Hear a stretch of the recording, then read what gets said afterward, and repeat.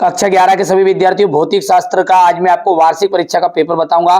जिस बच्चे को अच्छे नंबर चाहिए ना, कंप्लीट करिएगा। ध्रुवों पर जी का मान होता है अधिक होता है। गैस समीकरण पीवी बराबरी पे आरटी में वी है एक मोल गैस का आयतन। जड़त्व का जो गुण होता है वो क्या है, इनमें से कोई नहीं।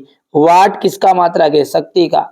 गुरुत्वीय नियतांक जी का विमीय सूत्र है, ठीक है। सरल आवर्त गति में स्थिर रहता है आवर्तकाल।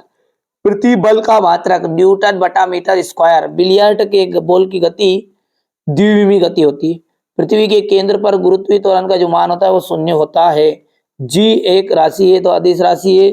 घर्षण बल के सतहों पर के क्षेत्रफल से स्वतंत्र होता है। कार्य एक क्या है, अदिश राशि है।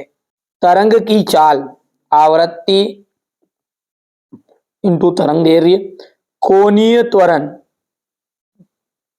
Radian into second square. अविरतता का सिद्धांत है तो ये हो जाएगा घूर्णन त्रिज्या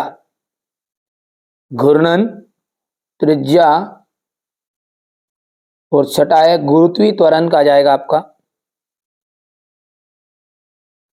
ठीक है। चलिए अब है एक वाक्य में उत्तर।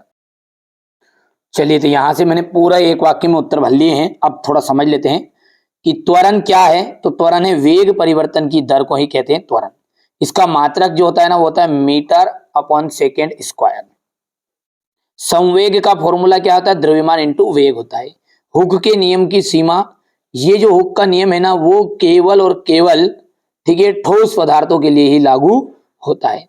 प्रतिबल का एसआई मात्रक, प्रतिबल का जो एसआई मात्रक होता है ना वो न्यूटन बटा मीटर स्क्वायर। और एक चीज और रह गई, प्रतिबल तथा दाब में अंतर, ठीक है। दाब में और प्रतिबल में अंतर ये कि प्रतिबल जो रहता है ना वो पूरे पृष्ठ पर एक समान नहीं होता, भिन्न भिन्न होता है, लेकिन दाब जो है वो एक समान होता है, ठीक है। एक अंतर को इसे भी लिख देना है। ऊष्मा तथा कार्य के विमीय सूत्र समान होते हैं, बिल्कुल राइट बात है। दूसरा जो है वो भी आपका सत्य रहेगा, तीसरा सत्य रहेगा, चौथा और पांचवा आपका सत्य रहने वाला है।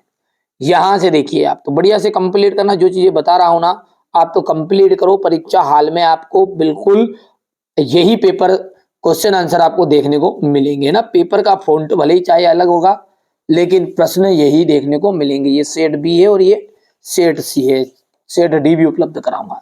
मूल मात्रक तथा व्युत्पन्न मात्रक में दो अंतर बताइए। विमीय संगमता का सिद्धांत लिखना है, विमीय सूत्र से आप क्या समझते हैं। एक न्यूटन बल को परिभाषित करना है। यहां से देख सकते हैं ये क्वेश्चन नंबर आपका 11 है, ठीक है भैया। ये क्वेश्चन नंबर 12 और इसके बाद में 13। बढ़िया से स्क्रीनशॉट लेते जाओ, है ना।